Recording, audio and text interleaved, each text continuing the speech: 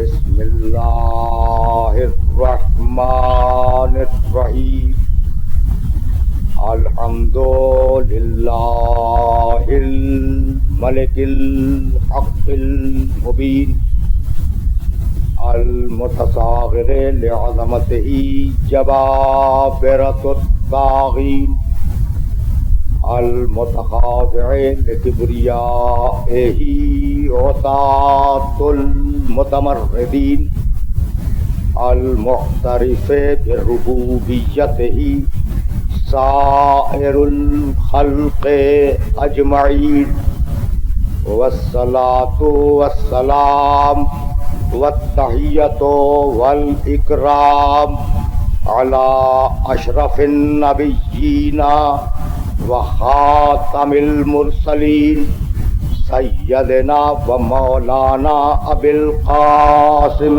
محمد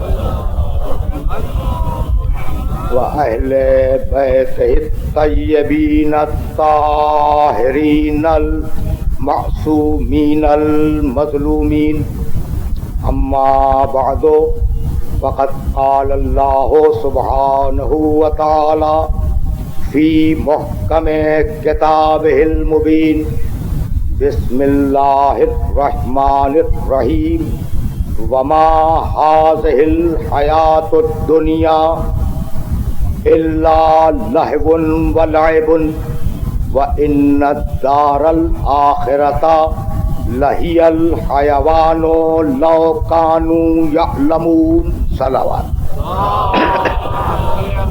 عزیزان محترم، حیات دنیا اور دار آخرت کے عنوان سے ہم نے جس سلسلہ گفتگو کا آغاز کیا ہے وہ سلسلہ گفتگو اپنے تیسرے مرحلے میں داخل ہو رہا ہے۔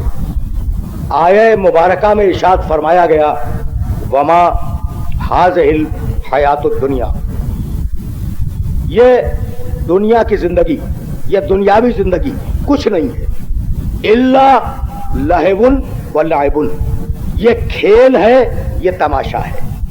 وَإِنَّ الدَّارَ الْآخِرَةَ لَهِيَ حیوان، اور حقیقی زندگی کی مسرتیں، حقیقی زندگی کی آسائشیں ساری کی ساری دار آخرت میں ہیں۔ لو کانوا یعلمون، کاش لوگ اس بات کو سمجھ لیتے، کاش لوگ اس بات کو سمجھ لیتے کہ یہ جو دنیا ہے، یہ جو دنیا ہے، یہ جو زندگی ہے، یہ زندگی نہیں ہے، زندگی کا خواب ہے۔ یہ دنیا نہیں ہے، دنیا کی شبیہ ہے، اور آخرت کی جو زندگی ہے وہ حقیقت ہے، وہ مجاز نہیں ہے۔ آخرت کی زندگی دائمی ہے، آخرت کی زندگی لافانی ہے، آخرت کی زندگی مسلسل رہنے والی ہے۔ لو کانوا یعلمون، کاش سمجھو عقل انسانی کو مہمیز کی، پروردگار نے اس آخری ٹکڑے میں عقل انسانی کو متنبع کیا، عقل انسانی کو مہمیز کی کہ اگر عقل سے کام لو تو اس بات کو سمجھ لو گے کہ دنیا کچھ نہیں ہے، جو کچھ بھی ہے وہ آخرت ہے۔ بھائی انسان اندھیروں میں زندگی گزار رہا تھا، صدیوں تک انسان نے جو زندگی گزاری وہ اندھیروں کی زندگی تھی، اور اب جو انسان کا سفر ہے وہ اندھیروں سے اجالے کی طرف، یہ جو انسان کا سفر ہے وہ بربریت سے ثقافت کی طرف، یہ جو انسان کا سفر ہے وہ علم سے جہالت کی طرف نہیں ہے، جہالت سے علم کی طرف ہے۔ تو بھائی یہ سفر طے ہوا ہے عقل کی روشنی میں، یہ تمہیدی منزلیں آسانی سے گزر جائیں جب لطف سماعت ہے، یہ سفر طے ہوا عقل کی روشنی میں۔ اگر عقل نہ ہوتی تو ہزاروں سال پہلے کے مزاج پر جانور آج بھی رکا ہوا ہے، لیکن انسان رکتا نہیں ہے۔ بات پہنچ رہی نا؟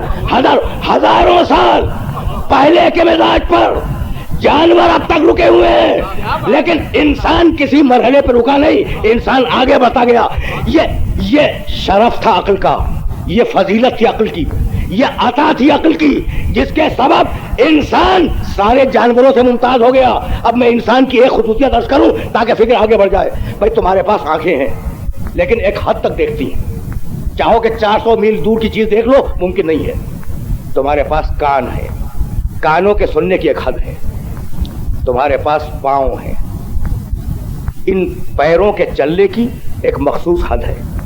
تمہارے پاس ہاتھ ہیں، ان ہاتھوں سے وزنوں کو اٹھانے کی ایک مخصوص حد ہے. جتنا اٹھا سکتے ہیں اتنا اٹھائیں گے، جتنا نہیں اٹھا سکتے اس کے لیے مجبور ہیں. جہاں تک دیکھ سکتے ہیں اتنا دیکھیں گے، جہاں سے نہیں دیکھ سکتے اس کے لیے مجبور ہیں. جتنا پاؤں چل سکتے ہیں اتنا چلیں گے، اور جب تھک جائیں گے تو انسان مجبور ہے. تو انسان میں کتنی کمیاں تھیں، کتنے عیب تھے، کتنے نقص تھے، کتنی برائیاں تھیں. اب انسان کی عقل نے سہارا دیا.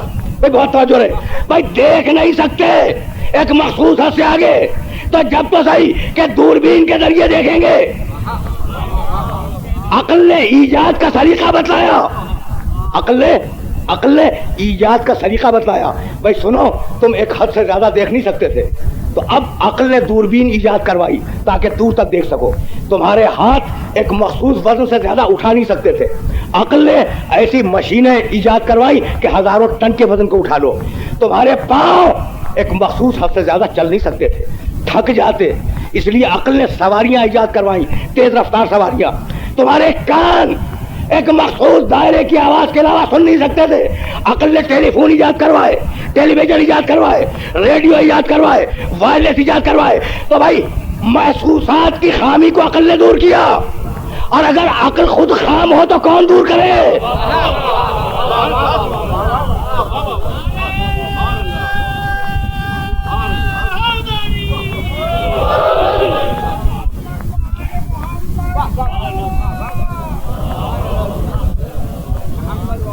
بھائی سفر ہے نا، انسان مسلسل سفر میں بہت دور جانا ہے. بھائی تمہارے اعضاء و جوارح کی خامی کو عقل نے دور کیا، لیکن اگر عقل میں خامیاں ہوں تو کون دور کرے؟ بھائی اسی لیے متوجہ کیا، لو کانوا یعلمون. بھائی علم حاصل کرو، عقل سے کام لو، تدبر سے کام لو، فکر سے کام لو. اب انسان نے سوچا، بھائی بہت تیزی سے جا رہا ہوں اور یہ تمہیدی منزلیں کہیں لے جائیں گی. انسان نے سوچا کہ دنیا، عنوان ذہن میں ہے نا، حیات دنیا اور دار آخرت. دنیا اگر رہنے کے قابل ہوتی، بھائی سنتے جاؤ، یہ نچوڑ ہے ساری گفتگو کا. دنیا اگر رہنے کے قابل ہوتی تو جوانی پر بڑھاپے کا حملہ نہ ہوتا.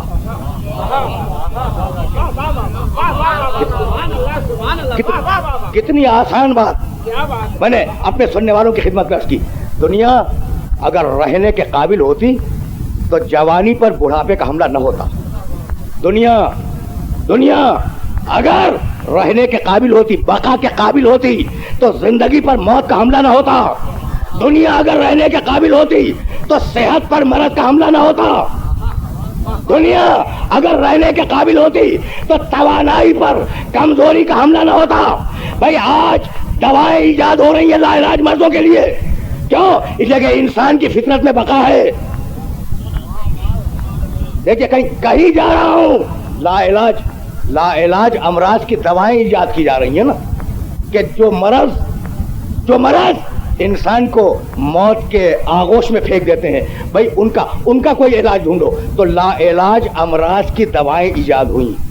تحقیق ہو رہی ہے متمدن ملکوں میں کہ طول عمر کے کچھ ایسے اجزاء مل جائیں، عناصر کے کچھ ایسے اجزاء مل جائیں کہ انسان کی عمر لمبی ہو جائے. تو ہر ایک کے دل میں ہے کہ عمر لمبی ہو جائے، ہر ایک کے دل میں ہے کہ لافانی ہو جائے، ہر ایک کے دل میں ہے کہ صحت مند رہے، ہر ایک کے دل میں ہے کہ جوان رہے. تو لافانی ہونے کی تمنا اور صحت مند ہونے کی تمنا اور مطمئن زندگی گزارنے کی تمنا کوئی ایسا انسان نہیں ہے جس کے دل میں نہ ہو.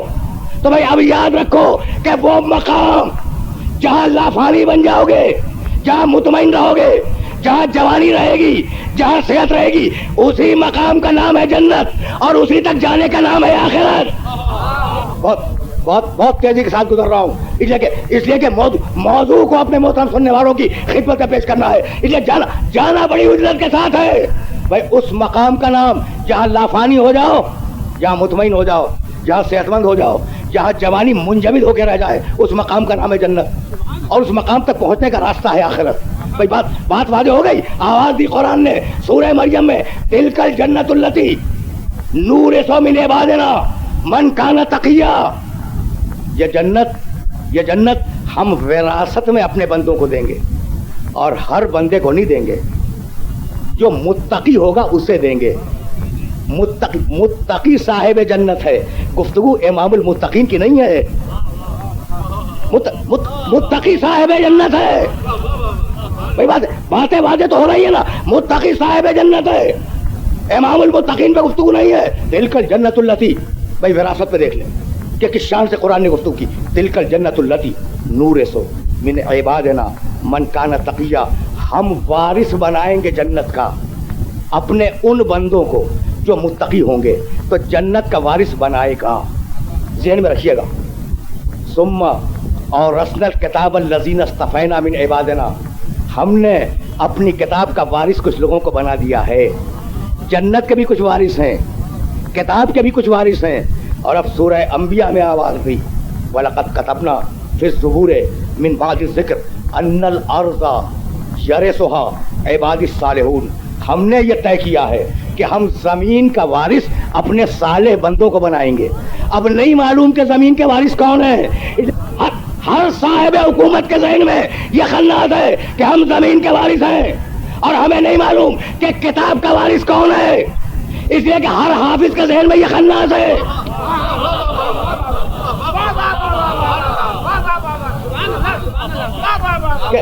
کہ وہ وارث کتاب ہے.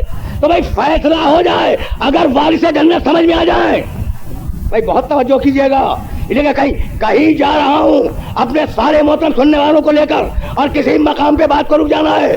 تلک الجنت التی نورث من عبادنا من کان تقیا. ہم جنت کا وارث بنائیں گے متقی بندوں کو. جنت کا مالک بنائیں گے نہیں. جنت کا حاکم بنا دیں گے نہیں. جنت تمہاری ملکیت میں دے دیں گے نہیں. جنت کا وارث بنائیں گے.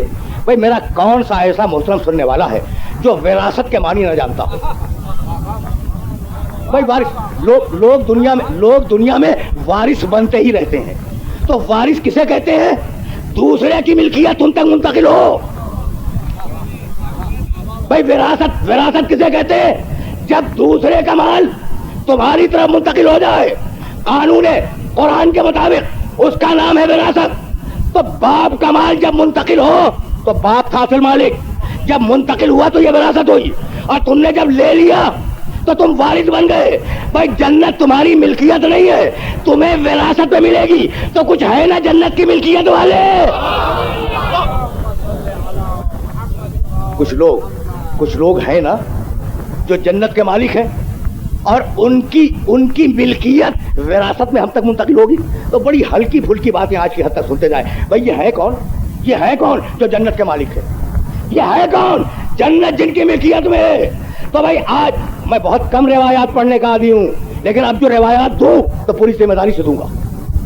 بہت ہی کم میں نے اپنے استدلال میں روایتوں کو کوٹ کیا، لیکن آج چاہ رہا ہوں کہ 2-3 روایتیں میرے سننے والوں کے ذہن میں محفوظ ہو جائیں. امام بخاری رحمۃ اللہ علیہ نے بخاری شریف میں ایک باب قائم کیا، باب و فضائل فاطمہ. فاطمہ زہرا کی فضیلتوں کا باب.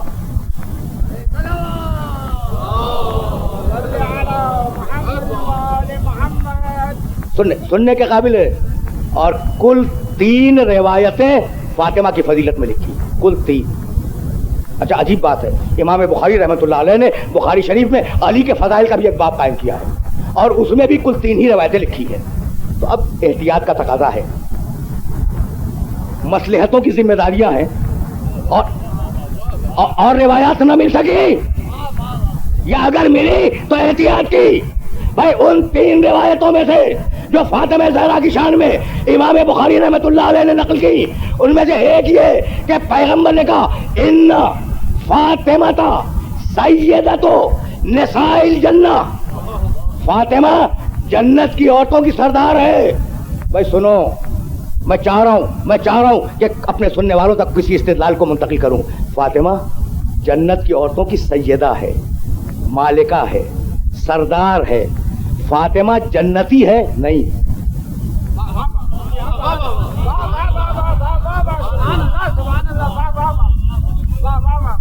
بڑی آسانی سے پیغمبر کہہ کے گزر گئے. بھائی میرے محترم سننے والے میرے جملے کی قدر کریں. بڑی آسانی سے رسول کہہ کے گزر گئے کہ فاطمہ ساری جنتی عورتوں کی سردار ہے. بھائی جنت کیا خاندان بنی ہاشم کی کوئی جائیداد تھی جو فاطمہ کو دے دی؟ کچھ توجہ فرمائیے. بھائی یہ ایسی چیز ہے جو غصب بھی نہیں ہو سکتی.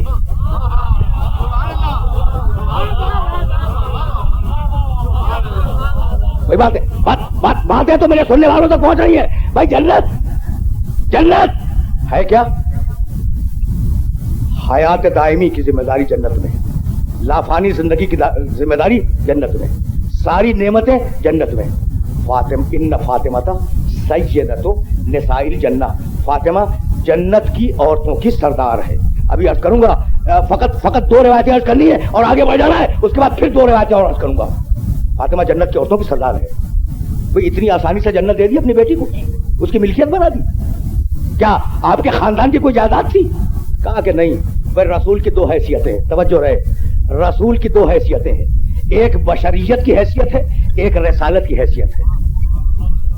بھائی بہت توجہ کیجیے گا. تو کہنے لگے کہ فاطمہ کی شان میں جو فضائل رسول نے بیان کیے یہ رسالت کی حیثیت سے نہیں تھے، یہ بشریت کی حیثیت سے تھے. باپ کو بیٹی سے محبت تھی، کہہ دیا. بھائی توجہ کیجیے گا، بہت توجہ کیجیے گا. رسول کی 2 حیثیتیں، ایک باپ کی حیثیت، دوسری رسول کی حیثیت. بھائی بات تو واضح ہو رہی ہے نا.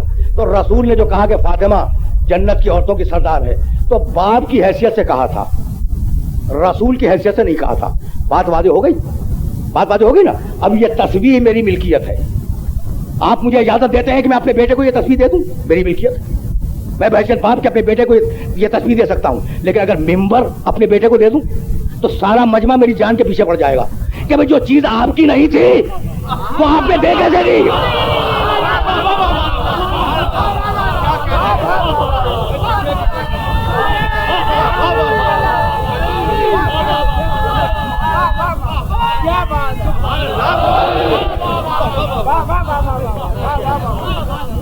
بہت سیدھی بات کر رہا ہوں، سارا مجمع میرے پیچھے پڑ جائے گا کہ جو چیز آپ کی نہیں تھی وہ دی کیسی.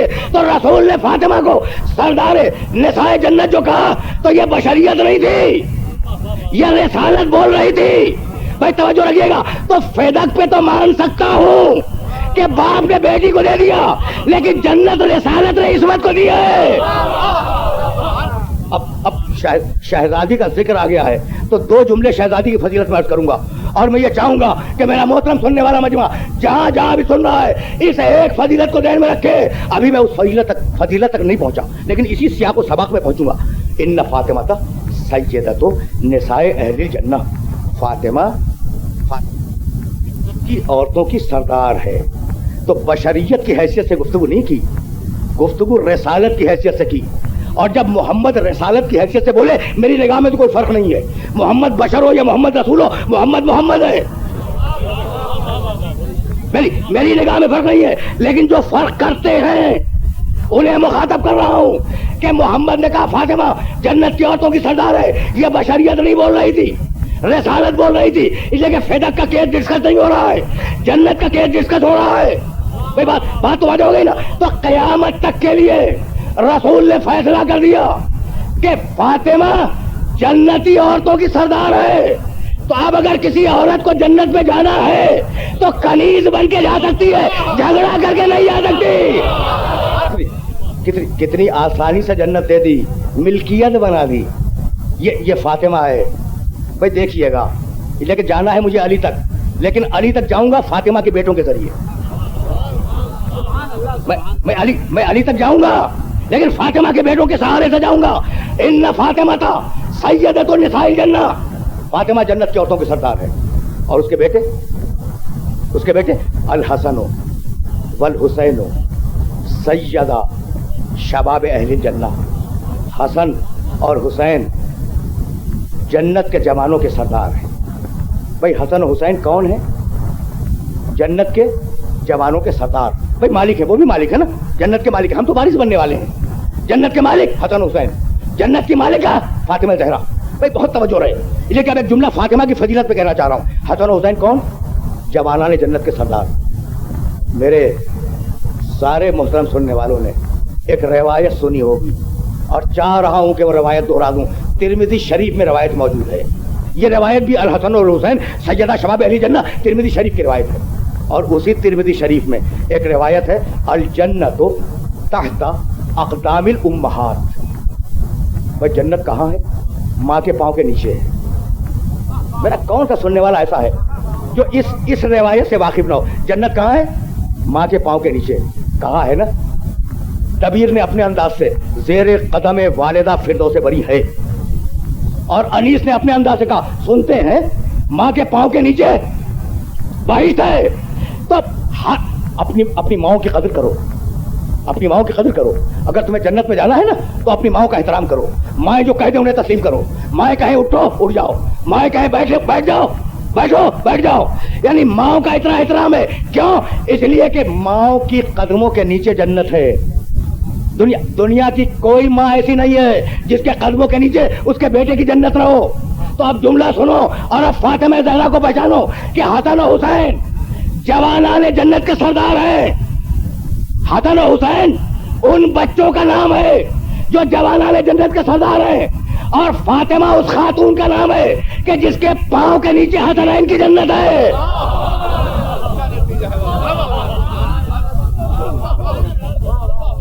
بس میں نے زحمت دی, اپنے محترم سننے والوں کو زحمت دی, اور سلسلہ فکر اسی مقام سے آگے جا رہا ہے. بخاری شریف دیکھیں جنت کس کی ملکیت ہے؟ وراثت میں مومنین تک آنا ہے, وراثت میں جنت کو متقین تک آنا ہے. لیکن ملکیت کس کی ہے؟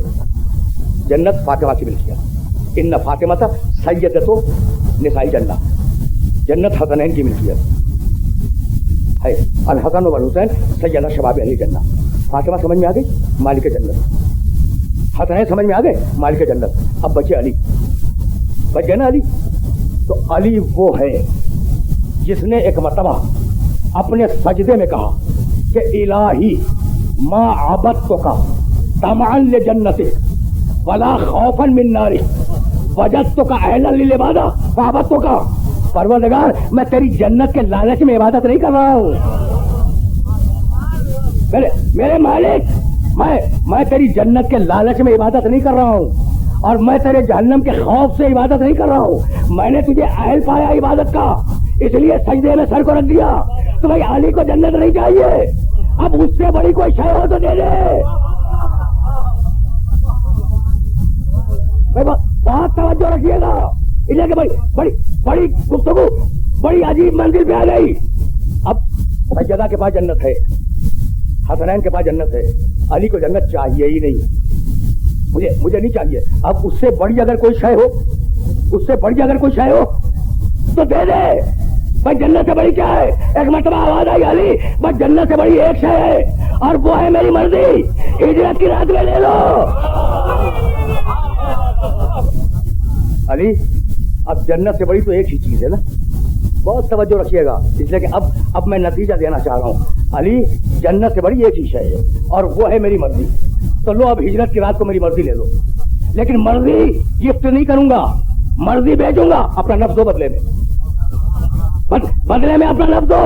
بھائی توجہ رکھیے گا. تو علی کا نفس گیا خدا کے پاس, خدا کی مرضی آئی علی کے پاس. بھائی بات واضح ہو رہی ہے؟ بھائی بہت توجہ رکھیے گا.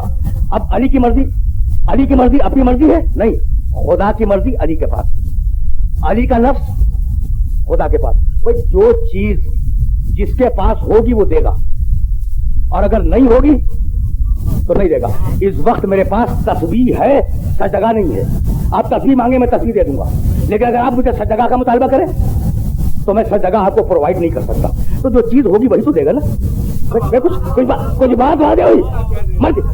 مرضی ہے علی کے پاس, نفس ہے خدا کے پاس. جب الٹا کام کر رہے ہو, بھائی علی سے بیعت مانگ رہے ہو اور خدا سے چاہ رہے ہو کہ راضی ہو جائے. اگر واقعا راضی کروانا ہے تو پہلے علی کی چوکھٹ پہ جا کے سلام بھی تو کرو. بڑے نازک مرحلے پہ اپنے سننے والوں کو لے کے آ گیا. جس کے پاس جو چیز ہوگی وہی تو دے گا نا, جو چیز نہیں ہے وہ دے نہیں سکتا. تو لو علی میری مرضی لے لو, لیکن گفٹ نہیں کروں گا, بدلے میں اپنا نفس دے دو. پروردگار تو نفس کا خالق ہے, یہ تو نفس کیوں مانگ رہا ہے؟ خدا کی قسم اگر یہ مسئلہ حل ہوا تو میں سمجھوں گا کہ میری محنت سوارت ہو گئی. مرضی دے رہا ہے، نفس لے رہا ہے، نفس خرید رہا ہے اور خرید کے اپنے پاس رکھ رہا ہے. یہ آخر سبب کیا ہے؟ تجھے نفس کی کیا ضرورت ہے؟ جتنے چاہے نفس پیدا کر دے بھائی، ہے یا نہیں؟ جتنے چاہے نفس پیدا کر دے، نفسوں کا خالق ہے اور وہ علی سے نفس کو خرید رہا ہے. تو بھائی خریدنے کا یہ مطلب نہیں ہے کہ چیز اپنے ہی استعمال میں آئے.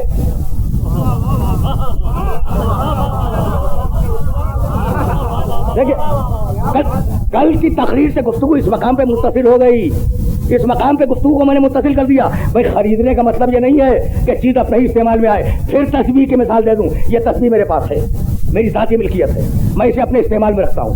تو کیا اب آپ مجھے اجازت نہیں دیں گے کہ میں دوسری تسبیح خرید کر اپنے دوست کو ہدیہ کر دوں؟ تو کبھی کبھی انسان ہدیہ کرنے کے لیے بھی تو خریدتا ہے نا.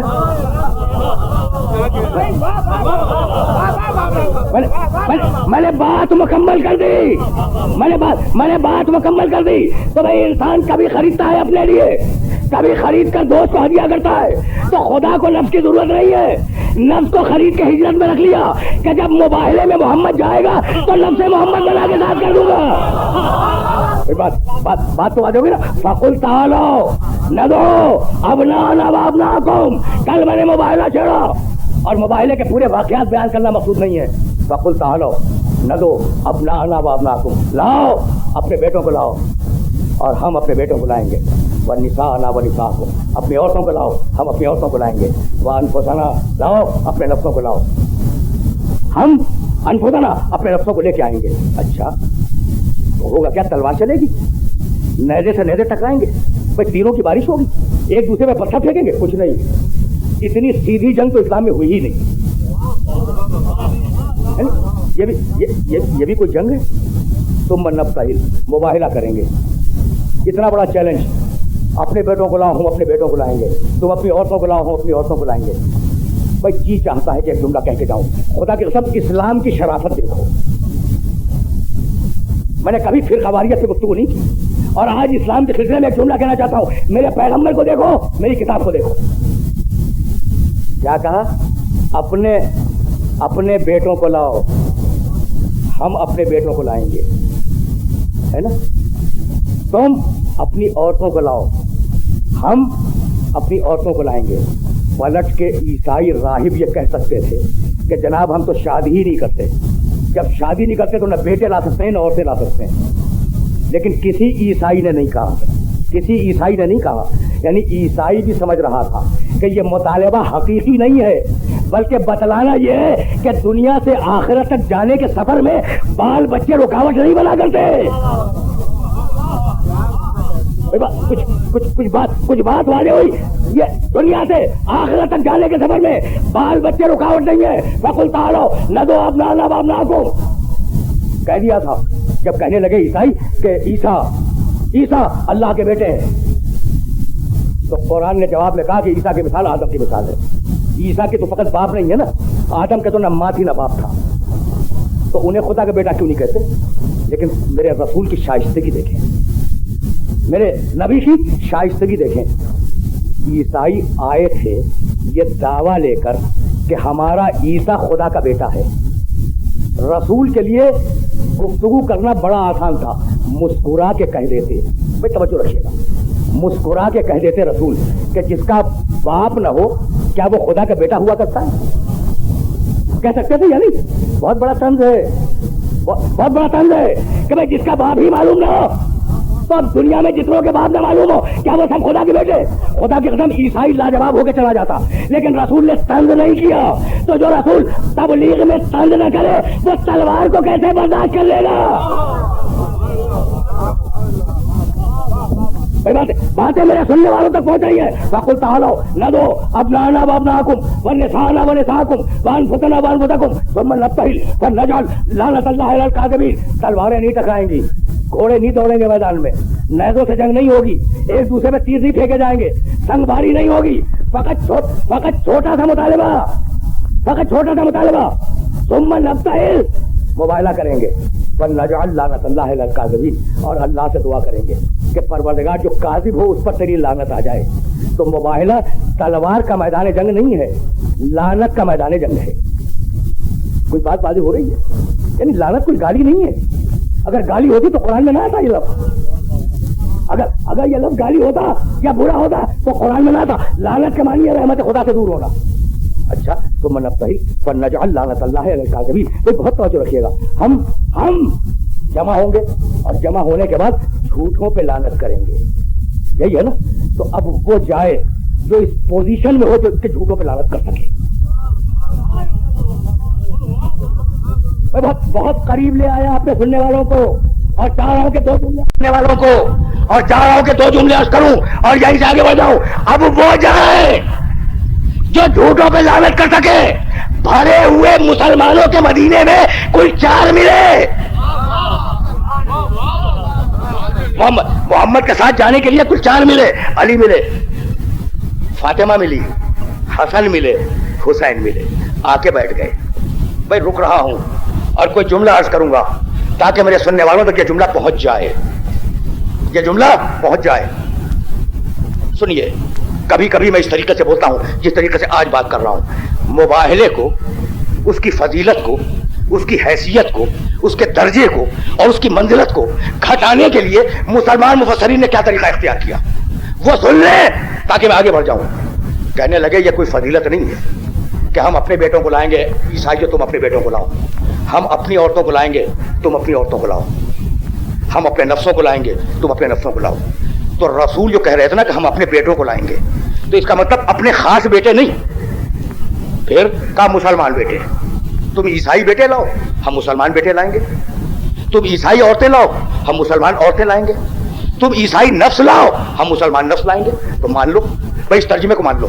اردو میں ترجمہ لکھتے ہیں, تفسیر لکھتے ہیں, یہی تفسیر کرتے ہیں. عربی میں لکھتے ہیں, یہی کہتے ہیں. فارسی میں لکھتے ہیں, یہی کہتے ہیں. بھائی بہت توجہ رہے, یہ کہ میں جملہ کرنا چاہ رہا ہوں اور وہ جملہ میرے ایک ایک سننے والے تک پہنچ جائے. تو آل محمد کی فضیلت گھٹانے کے لیے اب نانا کا ترجمہ کیا مسلمان بیٹے, نسانا کا ترجمہ کیا مسلمان عورتیں, انفٹنا کا ترجمہ کیا مسلمان مرد.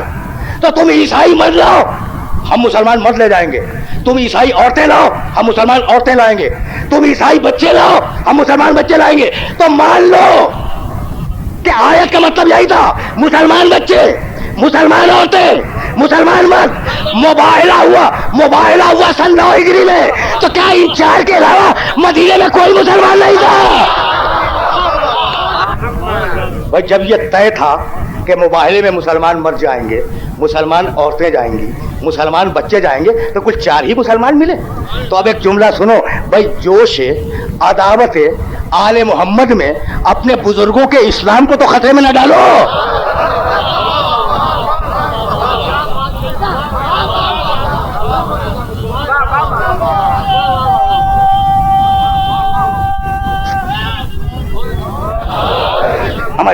ہماری نگاہ میں تو سب مسلمان تھے, ہماری نگاہ میں سب مسلمان, لیکن شرط مسلمان کی نہیں تھی.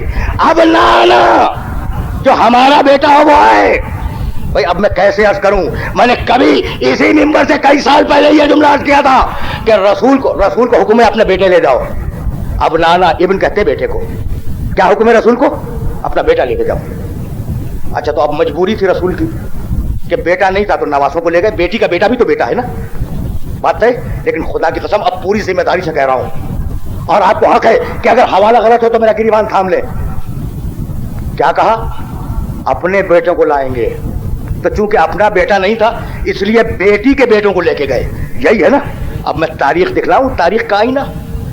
حضرت ماریہ قبطیہ ام المومنین ہے, پیغمبر اکرم کی زوجہ محترمہ ہے. حضرت ماریہ قبطیہ رضی اللہ تعالی عنہ, ان کے بطن مطہر سے پیدا ہونے والا محمد رسول اللہ کا صلبی بیٹا ابراہیم زندہ تھا. اب مباہلے کی طاقت غور کریں. اب مباہلے کے فورس کو غور کریں. بھائی رسول کا صلبی بیٹا ابراہیم, کتنا بڑا بیٹا کہ جب ابراہیم کا انتقال ہوا ہے مباہلے کے بعد انتقال ہوا. یعنی عجیب مصلحت کے کام ہے, مشیت کے کام میں بھی عجیب مصلحت ہوتی ہے. عجیب مصلحت کا کام انجام دیا. مباہلے تک ابراہیم زندہ ہے, رسول کا سگا بیٹا صلبی بیٹا زندہ ہے. مباہلے کے بعد مر گیا تو زندہ موجود ہے. اور جب مرا ہے وہ بیٹا پیغمبر کا, تو پیغمبر نے ایک عجیب جملہ کہا، لو عاش ابراہیم لکانا صدیقا نبیہ، اگر یہ میرا بیٹا زندہ رہتا تو یہ صدیق بنتا، نبی بنتا، لیکن چونکہ نبوت ختم ہو چکی ہے اللہ نے اسے اٹھا لیا۔ تو کتنا بڑا اسٹیٹس ہے صدیقیت کا، اسٹیٹس ابراہیم کے پاس، نبوت کا اسٹیٹس ابراہیم کے پاس، درجہ صدیقیت بھی ہے، درجہ نبوت بھی ہے۔ بھائی توجہ رہے، توجہ رہے، اس لیے کہ جملہ عرض کرنا چاہ رہا ہوں اور اسی جملے کے لیے یہ ساری محنت تھی۔ تو سلمی بیٹے کو گھر میں بٹھایا، حسنین کو لے کے میدان میں گئے، بھائی نبوت کو گھر میں بٹھایا، امامت کو لے گئے، بتلانا یہ تھا کہ محمد کا بیٹا گھر میں بیٹھے، رسالت کے بیٹے ساتھ میں جائے۔ میں نے زحمت دی اپنے محترم سننے والوں کو، رسالت کے بیٹے آئے، تفصیل نہیں بیان کروں گا مباہلے کی، بھائی کسی مرحلے پر روک لینا ہے، سننے والوں کو روک لینا ہے۔ لعنت کا میدان ہے، تلوار کا میدان نہیں ہے، لعنت کا میدان ہے۔ ثم نفتحل فنجعل لعنت اللہ علی الکاذبین، آج اللہ کی لعنت ہوگی۔ ڈھونڈتا رہ گیا پوری تاریخوں میں کہ کوئی تو کہتا کہ یا رسول اللہ ہم بھی چلیں، نہیں ملتا۔ ساری تاریخیں دیکھ ڈالو، ہر جگہ لوگوں نے اپنے آپ کو آفر کیا ہے کہ یا رسول اللہ میں فلاں کام کر دوں، یا رسول اللہ میں فلاں کام کر دوں، یا رسول اللہ آپ کی اجازت ہے کہ فلاں کام کو انجام دے دوں۔ بھائی کوئی تو کہے کہ یا رسول اللہ میں بھی مباہلے میں ساتھ چلوں، بھائی کوئی تو کہے، بھائی ایک کہہ دے کہ یا رسول اللہ مباہلے کے میدان میں میں بھی آپ کے ساتھ چلوں، نہیں ملا۔ ساری تاریخیں دیکھ ڈالی، کسی نے نہیں کہا کہ اللہ کے رسول مباہلے کے میدان میں ہم بھی چلیں، نہیں ملا، اس لیے کہ سب جان رہے تھے کہ یہ تلوار کا میدان نہیں ہے۔ بھائی توجہ رکھیے گا، سب جان رہے تھے کہ یہ تلوار کا میدان نہیں ہے، کہ اگر جان پہ آ جائے گی تو پہاڑ پہ چلے جائیں گے۔ بھائی یہ ہے لعنت کا میدان، اگر لعنت آ گئی تو پیچھا نہیں چھوٹے گا۔ بہت سیدھی اور بہت آسان بات اپنے محترم سننے والوں کی خدمت میں عرض کی ہے۔ بھائی جانا آگے ہے، ابھی میں جا رہا ہوں مباہلے کے میدان کی طرف، لیکن اب فاطمہ زہرا کی ایک فضیلت سنتے جاؤ۔ بھائی رسالت کے بیٹے چلے، رسالت کی عورت چلے، رسالت کا لفظ چلے، اور اب چلے محمد، چلے محمد کے ساتھ حسن، چلے محمد کے ساتھ حسین، چلے محمد کے ساتھ فاطمہ زہرا چلی، محمد کے ساتھ علی چلے۔ یہ کاروان صداقت، یہ صداقت کا قافلہ، یہ سچوں کا قافلہ محمد کی رسالت کی تصدیق کے لیے مباہلے کے میدان میں جا رہا ہے۔ بھائی یہی ہے نا، تو اب میری شہزادی کی فضیلت میں ایک جملہ سنتے جاؤ، بس ایک جملہ، لیکن شرط یہ ہے بھائی فاطمہ کی فضیلت اس وقت تک واضح نہیں ہوگی جب تک دماغ مباہلے کے میدان کی طرف نہ جائیں اور آنکھیں میری طرف متوجہ نہ رہیں۔ جا رہا ہے قافلہ، اور کس شان سے جا رہا ہے؟ حسین رسول کی گود میں ہے، حسن کا ہاتھ رسول نے اپنے ہاتھ میں لیا ہوا ہے۔ عجیب بات ہے، عجیب بات ہے، حسن کا ہاتھ رسول کے ہاتھ میں، حسین رسول کی گود میں۔ 6 مہینے کی چھوٹائی بڑائی تھی دونوں بھائیوں میں، یا دونوں کو پیدل چلاتے یا دونوں کو گود میں لے لیتے، نہیں، حسن زمین پہ چلے گا، حسین کو اٹھا کے دکھلایا۔ بھائی جہاں امامت رک رہی تھی اسے زمین پہ رکھا، اور جہاں سے نسل امامت آگے بڑھ رہی تھی اسے اٹھا کے دکھلا دیا۔ میں نے زحمت دی اپنے محترم سننے والوں کو، تو ایک بیٹا گود میں، ایک بیٹے کا ہاتھ رسول کے ہاتھ میں، رسول چل رہے ہیں، رسول کے پیچھے شہزادی فاطمہ زہرا چل رہی ہیں، فاطمہ زہرا کے پیچھے علی مرتضیٰ چل رہے ہیں۔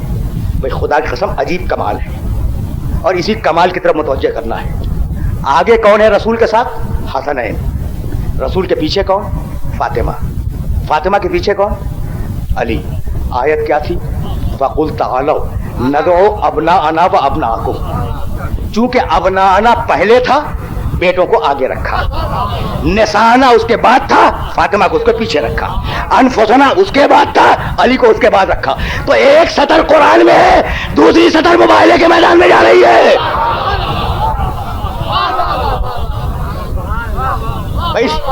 اس طریقے سے سمجھنے کی ضرورت ہے، یعنی آیت کو اترتے دیکھو، اب کسی تاریخ کو دیکھنے کی ضرورت نہیں ہے، اب کسی تفسیر کو دیکھنے کی ضرورت نہیں ہے، آیت کو اترتے دیکھو، محمد کو چلتے دیکھو۔ بھائی عجیب لوگ ہیں جو آج تک مقام محمد سے نہ آشنا ہے، جو محمد آیت کی ترتیب تک نہ بدلے، کیا وہ قرآن کو احمقوں کے حوالے کر کے چلا جائے گا؟ بس میں نے عرض کیا نا کہ اب شہزادی کی فضیلت میں ایک جملہ عرض کرنا چاہ رہا ہوں، اور میرے محترم سننے والے جہاں جہاں بھی سن رہے ہیں، بھائی میں عرض کر چکا پہلی تقریر میں کہ یہ فرش اعضا جس نے بھی بچھایا ہو، جب آپ آ گئے اور فرش بچھ گیا تو شہزادی میزبان ہے.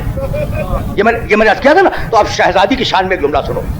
ابھی میں مصائب تک نہیں کیا اور جاؤں گا مصائب تک، لیکن یہ جملے مکمل ہو جائے.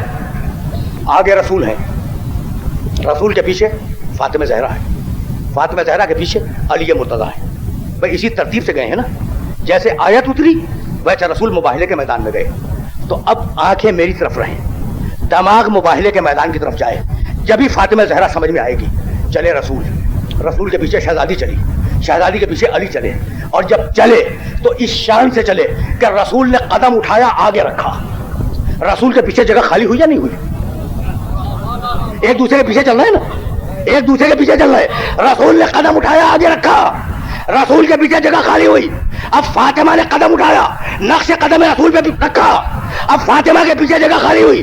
علی نے قدم اٹھایا، نقش قدم سیدہ پہ رکھا.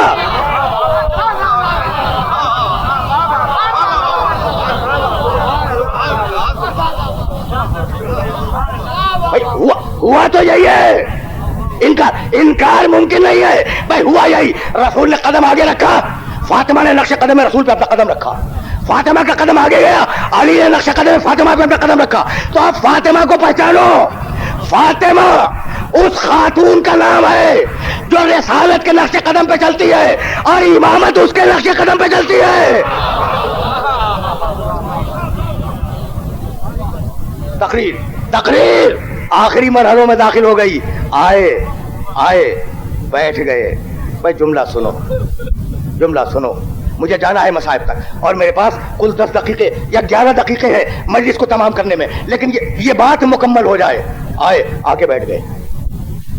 عیسائیوں نے اپنے چیلنج کو وڈرا کر لیا. بھائی کون بیٹھے ہیں؟ رسول ہے. اچھا رسول تو اپنا دعویٰ لے کے آیا ہے. وہ گواہ کتنے ہیں؟ علی ہیں، فاطمہ ہے، حسن ہے، حسین ہے، اور رسول مدعی ہے. کیسے عرض کروں؟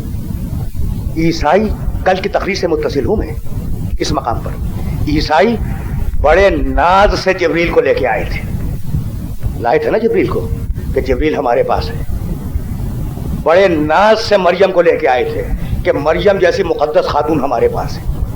بڑے ناز سے عیسیٰ کو لے کے آئے تھے کہ عیسیٰ جیسا دنیا میں کوئی نہیں ہے اور عیسیٰ ہمارے پاس. پنجتن کے مقابلے پر مریم کی عصمت رکی. ایک سوال ہے اپنے سارے سننے والوں سے، جبریل کا تقدس رکا پنجتن کے مقابلے پر؟ عیسیٰ کی عیسائیت رکی پنجتن کے مقابلے پر؟ تو جب جبریل کا تقدس نہ رک سکا پنجتن کے مقابلے پر، مریم کی طہارت و عصمت نہ رک سکی، عیسیٰ کی عیسائیت نہ رک سکی، تو اب رکے گا کون؟ یعنی میں کہنا یہ چاہ رہا ہوں کہ جب علی کے مقابلے پر خدا کا بیٹا نہ رک سکا تو کسی بندے خدا کی بیٹی کیسے رک جائے گی؟ جب پنجتن کے مقابلے پر خدا کا بیٹا نہ رک سکا تو کوئی بندے خدا کیا رکے گا؟ کسی بندے خدا کا بیٹا کیا رکے گا؟ کسی بندے خدا کی بیٹی کیا رکے گی؟ کوئی نہیں رک سکتا نا. بیٹا ہو، بیٹی ہو، خود ہو، کوئی نہیں رک سکتا. بھائی توجہات مقبول رہے. ہٹ گئے پنجتن کے مقابلے سے عیسائی ہٹ گئے. اچھا یہ ایجنڈا کیا تھا مباہلے کا؟ تلوار چلے گی؟ نہیں، لعنت بھیجیں گے. بس میری تقریر تمام ہو گئی. میں اپنے سارے سننے والوں سے پوچھنا چاہ رہا ہوں، بھائی مباہلے کا ایجنڈا جھوٹے پہ لعنت ہو اللہ کی، یہی تھا نا؟ اگر عیسائی پنجتن کے مقابلے پر رک جاتے تو ان پر لعنت آ جاتی یا نہیں؟ بات مکمل ہو گئی. اگر عیسائی پنجتن کے مقابلے پر ضد میں آ کے رک جاتے، مقابلہ کر لیتے تو لعنت آ جاتی یا نہیں؟ سمجھدار تھے اس لیے ہٹ گئے. تقریر اس مرحلے پہ اختتام پذیر ہوئی. بھائی عیسائی سمجھدار تھے، ہٹ گئے، لعنت سے بچ گئے. یزید احمق تھا، پھنس گیا. آج تک لعنتی ہے یا نہیں؟ گفتگو آ گئی اس مرحلے پر جس مرحلے پر آج گفتگو کو رک جانا ہے. بھائی عجیب بات ہے, مباہلے کے میدان میں دونوں ساتھ گئے, دونوں سے میری مراد رسول اور حسین, لیکن دونوں کے کردار کے کمال کو دیکھیں. اب جہاں پہ بات کو روک رہا ہوں, گفتگو کل وہیں سے شروع ہوگی. دنیا سے آخرت تک ہمارا اور آپ کا جو سفر ہے وہ دو پیروں سے ہوگا, ایک پاؤں سے نہیں ہوگا. ایک پاؤں ہے ایمان, دوسرا پاؤں ہے عبادت. آسان لفظوں میں عرض کر دوں, بھائی دو قدموں سے چلنا ہے, دو قدموں سے چلنا ہے اور دنیا سے چل کر آخرت تک پہنچنا ہے. وہ دو قدم کون سے ہیں؟ ایک عقیدہ, دوسرا عمل. ایک عقیدہ, دوسرا عمل. بھائی اور آسان کر دوں, جانا ہے تمہیں دنیا سے آخرت تک اور دو قدموں سے جانا ہے, ایک اصول دین, دوسرا فروع دین. بات واضح ہو گئی نا؟ تو ایک ہے عقیدہ, ایک ہے شریعت, ایک ہے اصول دین, ایک ہے فروع دین, ایک ہے ایمان, ایک ہے عبادت. ہجرت دونوں نے کی, رسول نے بھی اور حسین ابن علی نے بھی. لیکن کمال دیکھے ہجرت کا, رسول نے ہجرت کی مکے سے مدینے اور حسین نے ہجرت کی مدینے سے مکے. کبھی اس رخ سے بھی غور کیا آپ؟ یعنی ہے نا قابل غور بات؟ بھائی رسول کی ہجرت مکے سے مدینے کی طرف ہے اور حسین کی ہجرت مدینے سے مکے کی طرف ہے. مکے ہی سے تو کربلا گئے تھے نا, جیسا کہ میں عرض کر رہا تھا. اب ظاہر ہے کہ میرے پاس مقاتل کے تفصیلات دینے کا وقت نہیں ہے, اور جو کچھ بھی تفصیلات میں مقاتل کے اور کربلا کے واقعات کے دے رہا ہوں وہ امام بارگاہ شاہ نجف میں مارٹن روڈ پر. تو اب مقتل کے تفصیلات تو وہیں عرض کروں گا, فقط دو جملے سنتے جائیے. رسول کی زندگی کے دو حصے, مکی زندگی, مدنی زندگی. مکی زندگی میں رسول نے اصول دین دیے, توحید, نبوت, امامت, قیامت, عدل. مدنی زندگی میں رسول نے عبادات دی, نماز, روزہ, حج, زکات. تو مدنی زندگی کی علامت فروع دین, مکی زندگی کی علامت اصول دین. بھائی توجہ کیجیے گا, جب اصول دین سمجھا لیے مکے میں تو ہجرت کر گئے کہ شریعت کو قائم کریں. تو شریعت کا تعلق ہے مدینے سے, عقائد کا تعلق ہے مکے سے. رسول نے مکہ چھوڑا تاکہ شریعت قائم کرے, اور حسین نے مدینہ چھوڑ کے مکے کو اختیار کیا کہ بھائی زد یزید نے نماز پہ نہیں لگائی, ایمان پہ لگائی ہے. بھائی امام سے بیعت مانگ رہا ہے, نمازیں ہو رہی ہیں, روزے ہو رہے ہیں, حج جاری ہے, زکاتیں دی جا رہی ہیں, یعنی لا الہ محفوظ ہے, الا اللہ خطرے میں. شریعت خدا کو چیلنج کر دیا گیا ہے, اس لیے طے کیا کہ میرے نانا نے مکے سے مدینے ہجرت کی تھی شریعت پھیلانے کے لیے, اور جب تو صحیح کہ میں مدینے سے مکے ہجرت کر جاؤں دین کو بچانے کے لیے. مدینہ وہ مدینہ جس میں حسین پیدا ہوئے, مدینہ وہ مدینہ جس کی گلیوں میں دونوں بھائی ساتھ چلے, وہ مدینہ جس کی گلیوں میں حسنین کی خوشبو رچی ہوئی تھی. بس دو جملے عرض کروں گا, اب اتنا وقت نہیں ہے کہ میں مقتل کے تفصیلات آپ کی خدمت میں پیش کروں, بس دو جملے سنیں اور مجھے اجازت دے دیں. حب الوطن من الایمان, رسول کی روایت ہے وطن کی محبت ایمان کا ایک جز ہے. کوئی ایسا نہیں ہے جس کے دل میں وطن کی محبت نہ ہو. اور رسول کی کیفیت یہ تھی کہ مکے سے ہجرت کر کے جب مدینے آ گئے تو مکہ ہے نا رسول کا وطن, اگر کوئی مکے سے آ جاتا تھا تو پوچھتے تھے فلاں مکان کیسا ہے, فلاں گلی اسی حالت میں ہے یا کسی اور حالت میں ہے, فلاں درخت اسی مقام پہ کھڑا ہے یا نہیں. یہ تھی محبت رسول کی وطن کے ساتھ. تو اب وہ حسین جو پیدا ہوا ہو مدینے میں, جو پلا ہو مدینے میں, جس کے نانا کا مزار مدینے میں ہو, جس کی ماں کی قبر مدینے میں ہو, جس کے بھائی کی لہد مدینے میں ہو, جس کیفیت میں اس نے وطن کو چھوڑا ہوگا. بات تو واضح ہو رہی ہے نا. تو دو جملے سنیں اور مجھے اجازت دے دیں. نانا کی لہد سے رخصت ہوئے, بھائی کی لہد سے رخصت ہوئے, ماں کی قبر پہ آئے, دوڑتے ہوئے آئے, رخصت ہوئے. گھر میں آئے, جہاں میں نے کل مصائب روکے تھے وہیں سے آغاز کر رہا ہوں. گھر میں آئے, ساری بیویوں سے خدا حافظ کیا جو مدینے میں رہنے والی تھی. ام البنین کے پاس گئے, خدا حافظ کیا. رسول کی زوجہ محترمہ حضرت ام سلمہ رضی اللہ تعالی عنہا ان کی خدمت میں آئے. کہا نانی سفر کے لیے تیار ہوں اور آپ کے پاس رخصت کے لیے آیا ہوں. سر کو ام سلمہ کی گود میں رکھ دیا تھا. نانی نے سر پہ ہاتھ رکھا اور کہا بیٹے حسین تو جا رہا ہے, میں تجھے روک نہیں سکتی, لیکن بس ایک جملہ سن لے بیٹے, ایک جملہ سن لے, جہاں جی چاہے جا, لیکن خبردار عراق مت جانا.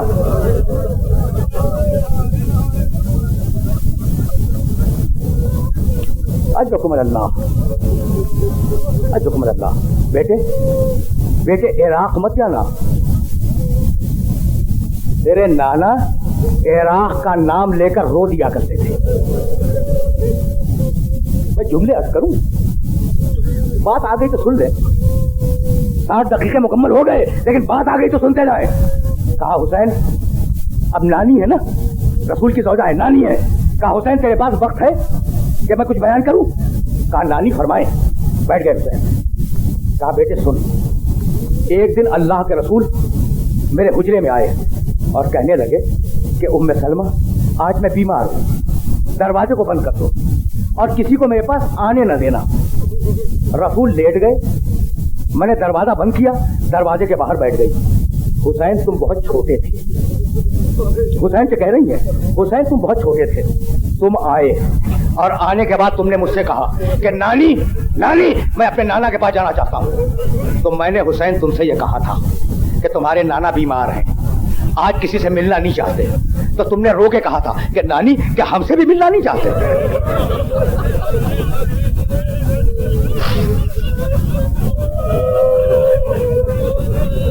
نانی کیا یہ حکم ہمارے لیے بھی ہے؟ تو میں نے کہا کہ ہاں بیٹا یہ حکم سب کے لیے ہے. تم پلٹ گئے. ام سلمہ بیان کر رہی ہے اور 28 رجب کا واقعہ ہے. حسین ابھی رخصت نہیں ہوئے. حسین تم چھوٹے تھے, تم پلٹ گئے. ابھی تم پلٹے ہی تھے کہ حجرے کے اندر سے آواز آئی, ام سلمہ ذرا میرے قریب تو آنا. اب جو میں گئی تو دیکھا چہرے پہ جلال ہے. کہا ام سلمہ تم نے میرے حسین کو بھی پلٹا دیا. تم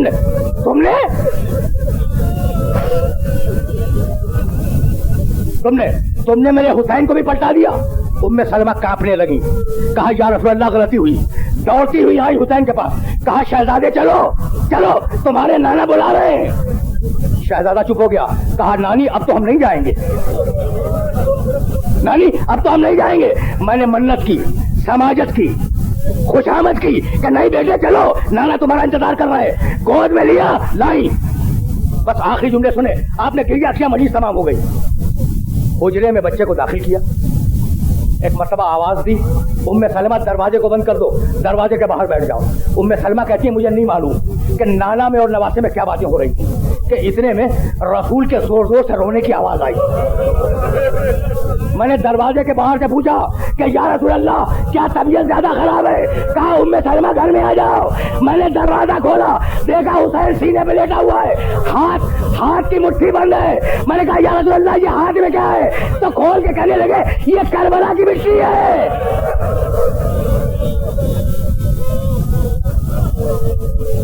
اجرکم اللہ, یہ کربلا کی مٹی ہے. تو بیٹے ہر جگہ جانا, عراق نہ جانا, کربلا نہ جانا. رو کے فرمانے لگے کہ نانی میرے مقدر میں یہی ہے. آپ گریا کر چکے, میری تقریر تمام ہو گئی. اور اصولاً مجلس کو تمام ہو جانا چاہیے. میں نے 63 دقیقے آپ کے لیے, لیکن آپ 2 دقیقوں کی مجھے اور اجازت دے دیں. 2 دقیقے. مٹی ام سلمہ کے گھر میں. روایت صحاح ستہ کی بات کتابوں میں موجود ہے, جو عرض کر رہا ہوں مذاق نہیں ہے. اور ام سلمہ کا دستور تھا کہ جس دن سے حسین نے سفر اختیار کیا تھا, پہلا کام یہ کرتی تھی کہ اس مٹی کو دیکھا کرتی تھی. اس لیے کہ اللہ کا رسول کہہ کے گیا تھا کہ جب تک مٹی رہے حسین زندہ ہے. جب خون جوش مارنے لگے سمجھ لو کہ حسین دنیا سے گزر گیا.